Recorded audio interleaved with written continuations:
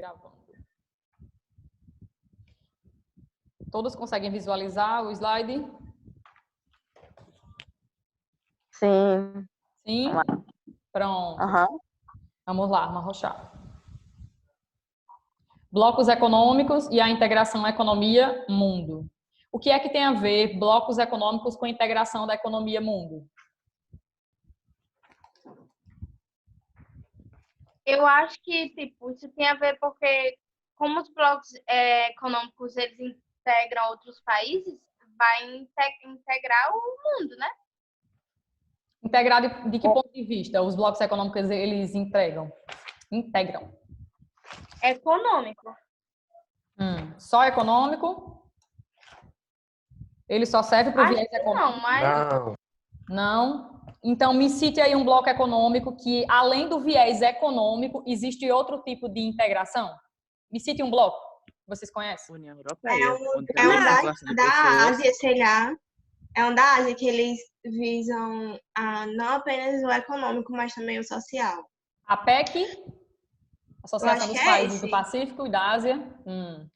Eles tentam criar um mercado comum lá, verdade. Então, vamos lá, começando. O que é um bloco econômico? Primeira coisa, o que é um bloco? É uma reunião de países que se integram do ponto de vista econômico, político, cultural, né? Dependendo de cada finalidade de cada bloco econômico. Mas, geralmente, um bloco econômico, como o próprio nome sugere para a gente, ele surge por esse objetivo econômico, né? E aí, com o passar do tempo, eles vão se integrando de outros pontos de vista. Mas o principal motivo assim dos países se juntarem para formar um bloco econômico é para promover um desenvolvimento econômico entre eles. Mas aí eu pergunto, quais são as vantagens de fazer parte de um bloco econômico? Qual a vantagem? Por que o Brasil ele faz parte do Mercosul?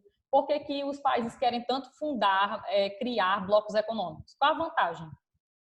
Eu acho que tem a ver com aquele negócio do livre comércio, a integração com os países desenvolvidos. Stephanie, quais são as vantagens de fazer parte de um bloco econômico? Diminuição de tarifas alfandegárias.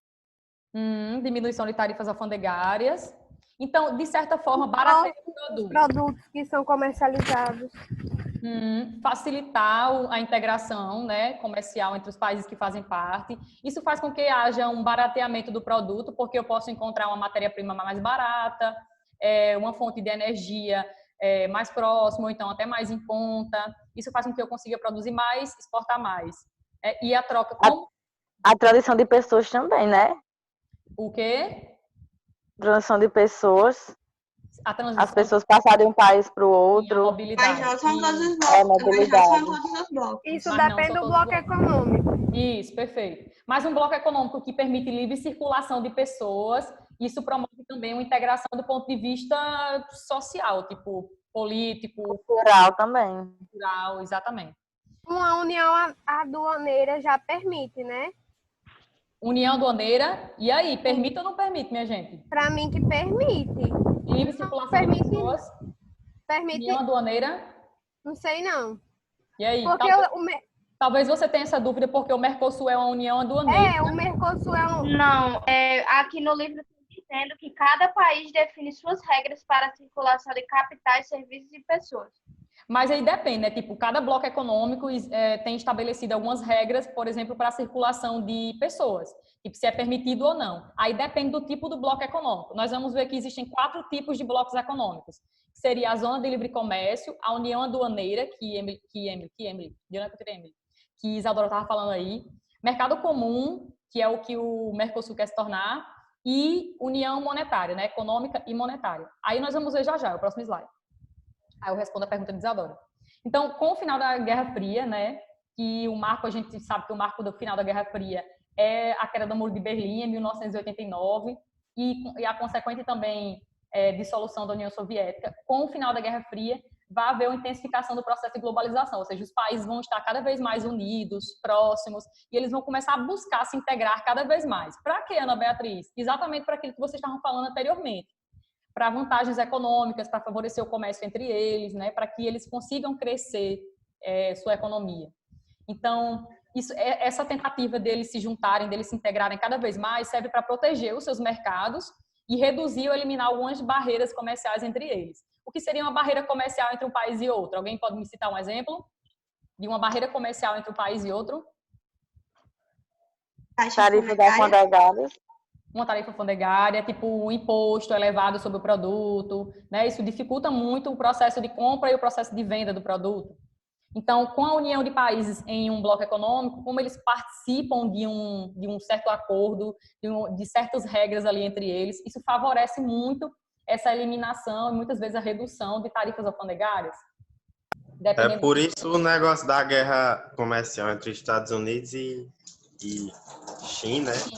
China. Vocês viram que os Estados Unidos falou, o Donald Trump, né, na verdade, ele disse que não ia mais ceder o dinheiro que eles cediam para a OMS.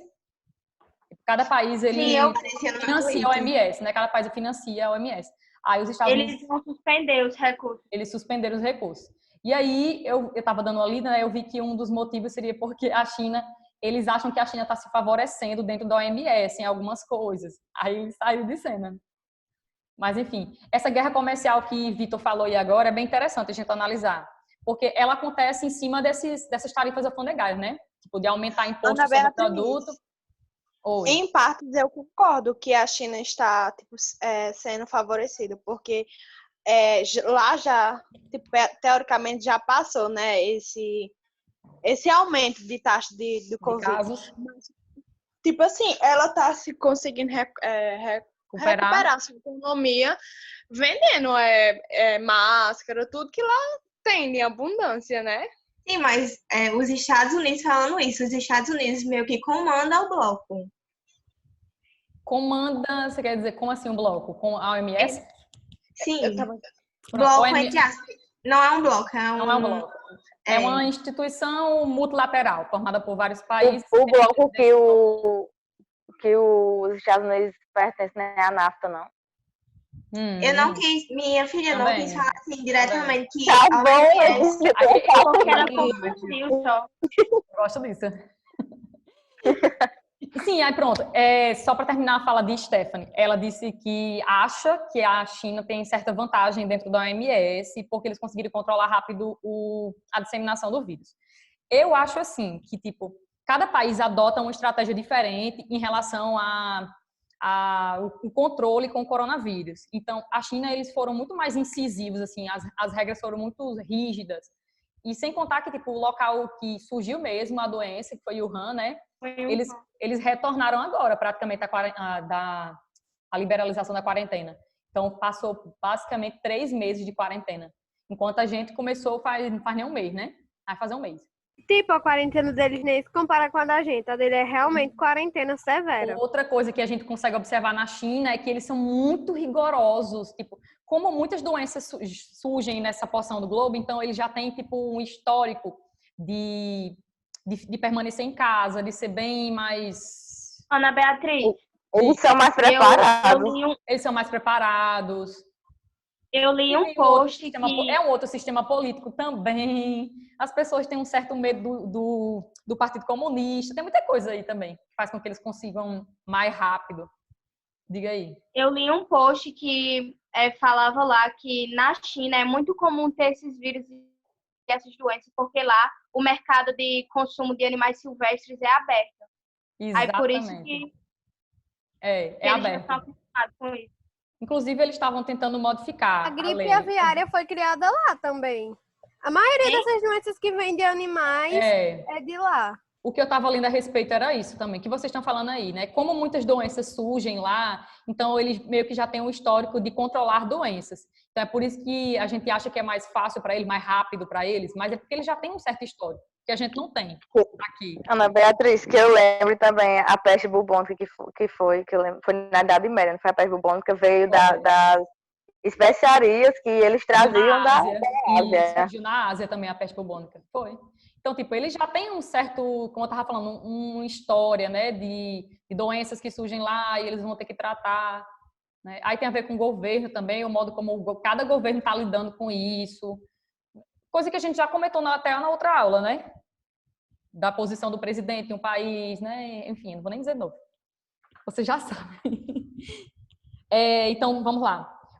A criação de um bloco econômico favorece um acesso mais amplo a um mercado consumidor, tipo um grande mercado consumidor, aumenta o mercado consumidor. Se você começa a fazer parte de um bloco econômico, então você vai ter um mercado consumidor ampliado, tipo, você vai ter várias pessoas de outros países para consumir o seu produto. Então, você vai ter mais compradores. De certa forma, você pode até baratear o seu produto, porque você pode comprar a matéria-prima de um país para você fabricar tal produto de forma mais barata, porque existe a redução de imposto, né? Tem várias vantagens. As ações de cooperação reduzem as possibilidades de... Oi? Alguém falou? Eu. Entre os impostos que são reduzidos, também entra o ICMS?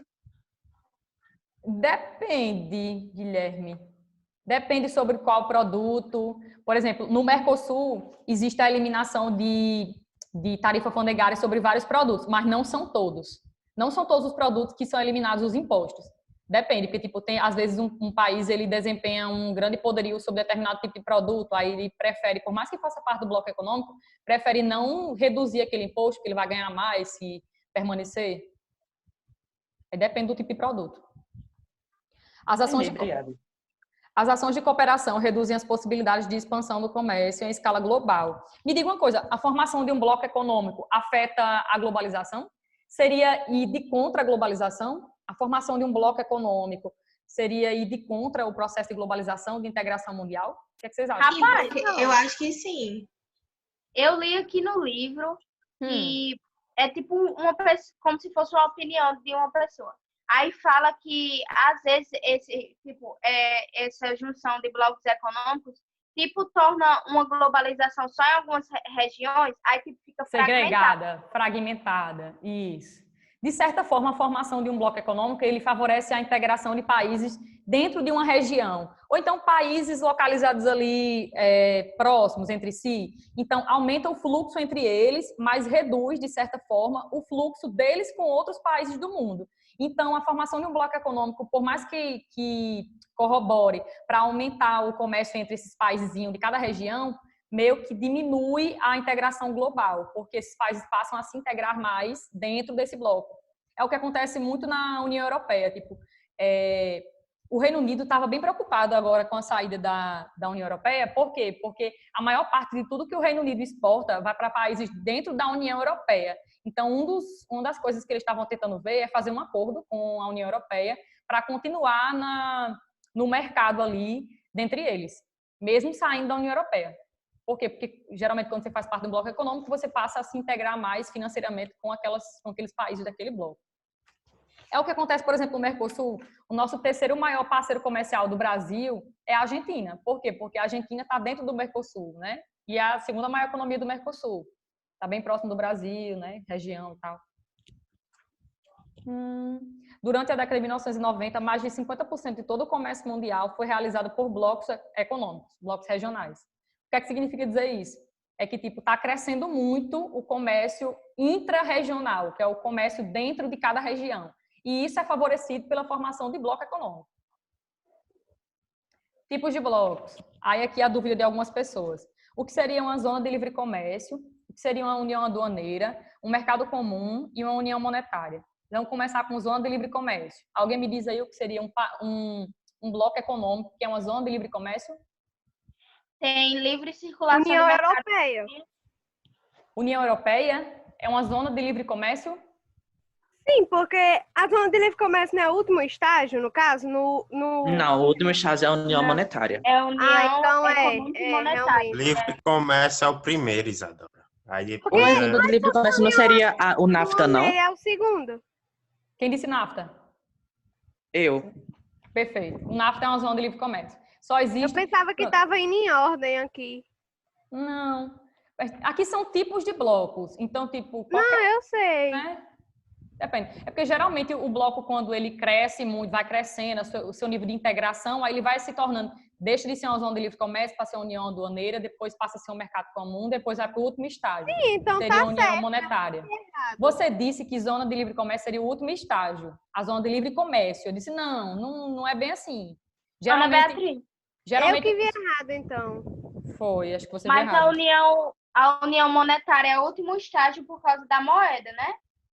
por causa que seria o momento em que todos os países que fazem parte daquele bloco vão aderir a uma única moeda para todos, para ser comum para todos, né? E, tipo, tem uma integração muito forte socialmente, onde as pessoas podem ir e vir. Eu posso estabelecer residência em qualquer país da União Europeia, por exemplo. Se eu estou dentro de um país da União Europeia e quero morar em outro país da União Europeia, eu posso, a hora que eu quiser, de boas, ir e vir. Por quê? Porque existe um espaço chamado um acordo, na verdade, um acordo dentro da União Europeia, que é uma união monetária, né? Esse quarto tipo aqui. É o espaço Schengen. O que é o espaço Schengen? Eles estabeleceram o espaço Schengen, que seria todos os países que estão dentro da União Europeia, as pessoas podem ir e vir, tanto para trabalho quanto para residir em qualquer país. Se o país faz parte do espaço Schengen, desse acordo que fizeram dentro da União Europeia, as pessoas são livres para fazer o que elas quiserem. Tipo, não preciso mais apresentar visto de um país para o outro. E é muito comum, como os países da Europa eles são muito próximos, então é muito comum, tipo, a divisa de um país para o outro, eu ir de trem, pegar um metrô de um país para o outro. Eu consigo conhecer os países da União Europeia de forma muito rápida, porque se eu tiro visto em um país, aquilo ali vai servir para todos os outros, porque existe um impacto entre eles. Nessa região da União Europeia, bem como as pessoas fazendo mochilão, né? É muito comum. Pessoas que saem até daqui, tipo, vão para a Europa. Aí, eu quero conhecer os países da União Europeia. São 27 hoje. Aí eu tiro o visto para um país da União Europeia. Se os países que tiverem dentro da União Europeia fizerem parte do acordo Schengen, né, que é o acordo de que você pode ir e vir a hora que quiser, sem visto, sem tirar visto. Então eu posso ir e conhecer todos de boa a hora que eu quiser. Não existe barreira mais, porque eles se tornaram uma integração muito forte e muito ampla, muito grande. Mas primeiro, o que seria a zona de livre comércio? A zona de livre comércio só existe livre circulação de produtos, bens, produtos, serviços que eu presto de um país para o outro. Mercadorias, pronto. Só existe isso. A livre circulação de produtos ou de serviços, como eu tinha falado.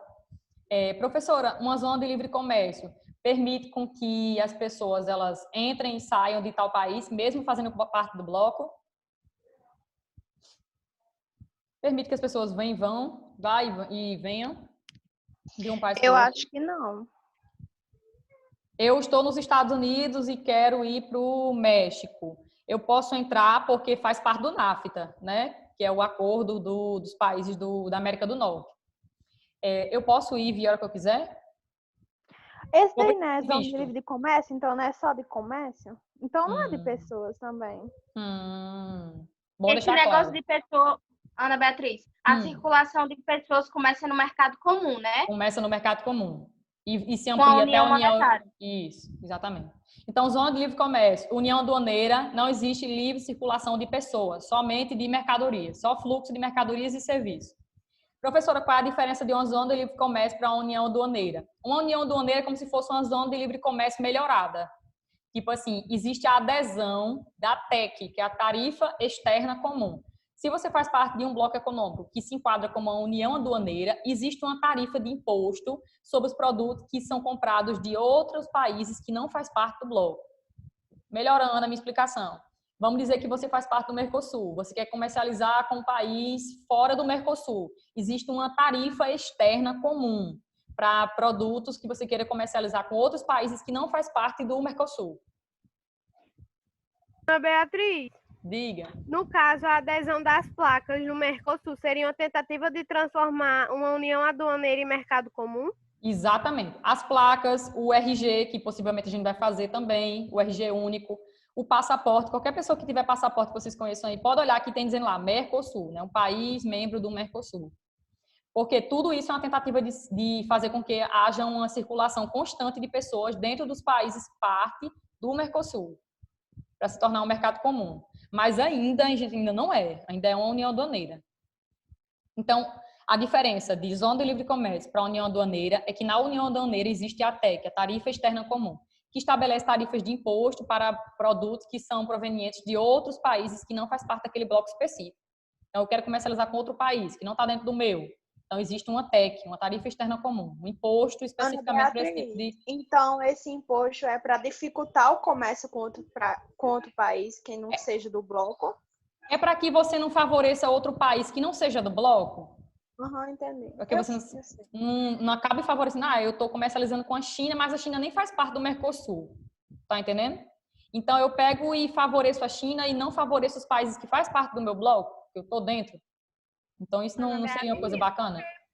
Porque você ia participar de um bloco se você tem os mesmos direitos de uma pessoa que não participa. O bloco é tipo eles têm mais privilégios. Isso, exatamente, é isso mesmo. É privilégio, vantagem, como eu tinha falado lá no início, é vantagem que oferece.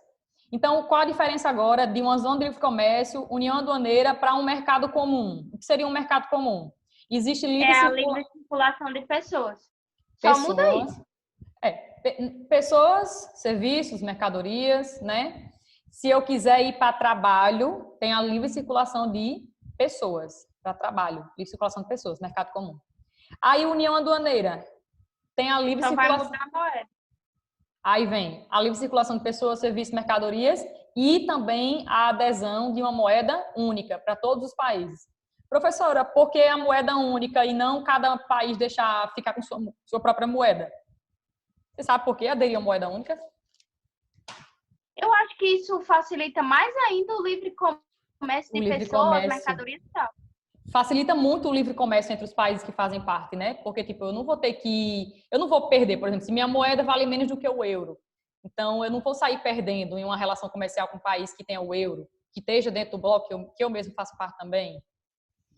Por que o Reino Unido não quis aderir de jeito nenhum à moeda única em 2002? Desde 2002, que foi quando começou a ser utilizado o euro. A moeda de lá é mais cara? A moeda deles é mais valorizada, não? A moeda deles é mais valorizada. Um dos motivos era esse, que a moeda era mais valorizada. Mas para vocês terem noção, eu estava dando uma lida hoje, eu vi que a Libra, quando o Reino Unido saiu de vez, dia 31 de janeiro, saiu de vez da União Europeia. E a Libra começou a cair em valor. Isso é uma das consequências deles terem saído do bloco. Mas, enfim, eles nunca aceitaram isso, a adesão. Professora, agora vamos lá. Principais blocos econômicos do mundo. Essa parte eu vou tentar ser um pouco mais rápida, porque eu queria terminar essa aula na próxima aula. Que vai aparecer aqui já o sinal que está fechando. Principais blocos do mundo. Dá para ter uma noção, tipo, de qual continente as pessoas mais se integram? Ou não existe isso? Tipo, todo continente é integrado conforme bloco específico? Eu acho que a integração maior é na Europa. Na Europa? Sim. Tá vendo esse EFTA? EFTA, deixa eu ver aqui o que significa essa sigla. Esse bloco, ele não existe mais. Era eu não sei a sigla exatamente, mas era uma área de livre comércio na Europa, sendo que não existe mais, deixou de existir isso.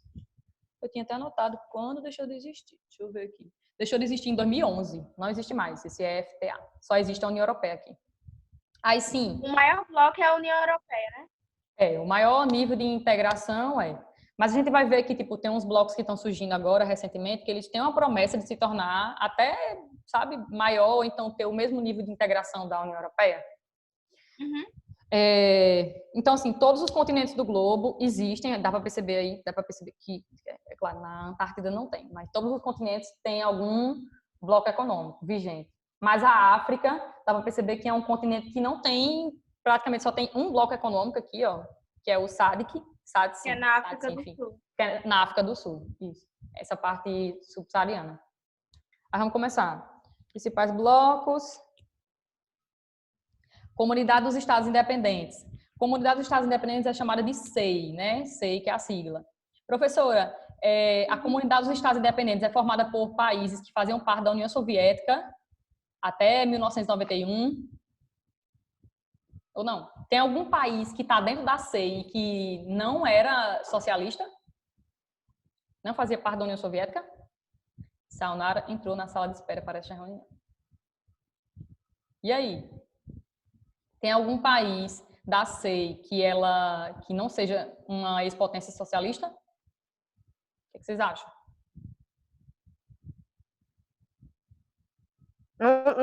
Não teve uma briga que era por causa da Ucrânia, não? Uma briga? Com um país capitalista. Teve alguma coisa na Ucrânia recentemente que fez com que a Ucrânia saísse da SEI? A Ucrânia saiu da SEI. Saiu no ano de 2014. Saiu em 2014. Lembram da Crimeia, que era uma região que fica aqui, ó, ao sul da Ucrânia? A Crimeia foi anexada à Rússia recentemente, no ano de 2014, inclusive. Por que a Crimeia foi anexada à Rússia? A Rússia começou a incentivar movimentos separatistas dentro da Crimeia, porque a Crimeia é um ponto de passagem para o gás e para o petróleo russo. E boa parte das pessoas que moravam na Crimeia tinham descendência, falavam o russo, né? Eram pessoas russas, muitos. E aí houve um referendo lá dentro, houve uma votação dentro da Crimeia para decidir se os crimeios queriam permanecer fazendo parte da Ucrânia ou queriam ser anexados pela Rússia. E aí a maior parte dos votos, mais de 90% dos votos, eles decidiram que queriam ser anexados pela Rússia. Sendo que a Ucrânia nunca aceitou isso, a ONU nunca deu aval para isso. Mas a Rússia é quem comanda hoje a Crimeia. Aí, quando isso aconteceu, em 2014, né, a Ucrânia pediu para sair da CEI, da Comunidade dos Estados Independentes. Esse bloco aqui, ele se formou no ano de 1991, com a queda da União Soviética, né, com o fim da União Soviética. Quando a União Soviética acabou, quando ela terminou em 91, se formaram 15 novos países. E cada um passou a ser uma economia de transição para o capitalismo. Começaram a adotar o sistema capitalista. E aí eles perceberam que estavam muito unidos, muito próximos ainda entre si, e queriam montar uma confederação de estados, montar um bloco econômico entre eles, para que promovesse o desenvolvimento dessas economias que eram socialistas e agora estavam aderindo ao capitalismo. E aí eles formaram, em dezembro de 1991, um acordo entre eles, formaram a CEI, sendo que, de início, 3 países da União Soviética não quiseram fazer parte da União Soviética, não, né? Da ex-União Soviética. Eles não quiseram fazer parte da CEI, né? Já não aguentavam mais fazer parte desse grupo de países, que são as 3 nações bálticas. Alguém já ouviu falar delas? Lituânia, Estônia e Letônia. Esses 3 países aqui, eles preferiram entrar dentro da União Europeia. Eles hoje estão interligados à União Europeia e não quiseram fazer parte da CEI. Então, a CEI se formou com 12 países. Se tinham 15 países pós-União Soviética, 12 fizeram parte, entraram dentro da CEI, do acordo da CEI. Professora, no ano de 2009, saiu o primeiro país da CEI. A CEI ficou com 11 países, que foi, deixa eu ver aqui, a Geórgia. Estão vendo a Geórgia aqui, ó? Na parte sudoeste da Rússia. Pronto. A Geórgia passou por um movimento separatista lá dentro, os ossetas.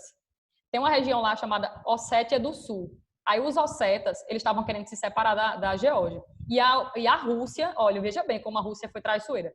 A Rússia incentivou o movimento separatista dentro da Geórgia, sabendo que a Geórgia fazia parte da CEI. E a Rússia é a grande chefona da CEI, porque ela também é a grande herdeira da União Soviética. Aí, enfim, a Geórgia ficou com raiva disso, tipo, não gostou da Rússia ter influenciado o movimento separatista dentro da Geórgia. E no ano de 2009, ela declarou a saída do bloco econômico, da CEI. Aí se tornou 11. Quando foi em 2014, saiu a Ucrânia porque a Rússia estava influenciando o movimento separatista dentro da Ucrânia. Mais uma vez, a Rússia errou de novo. E hoje faz parte do bloco 10 países ao todo. Armênia. Sim, aí quais são os países? Rússia, Cazaquistão, Quirguistão, Tajiquistão, Uzbequistão, Turcomenistão, Azerbaijão, Armênia. Tudo isso aqui fazia parte da União Soviética. A Geórgia saiu? Oi. Aqui no livro diz Federação Russa, aí quer dizer que é a Rússia, né? É. Igual ao Brasil. Qual é o nome do Brasil, né? Federação... Para mim é Brasil. República Federativa do Brasil. O Brasil é uma federação, é um conjunto de estados. Entendi. Igual a Rússia. Uhum. Pronto, aí aqui eu coloquei algumas informações para vocês, quando forem estudar, dar uma lida. Sim, aí outra coisa sobre a CEI é que eles, de início, eles queriam montar meio que uma confederação de estados. Vocês sabem o que é uma confederação? Alguém sabe o que é uma confederação de estados?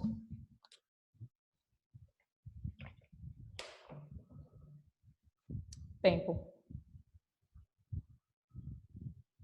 O que seria uma confederação?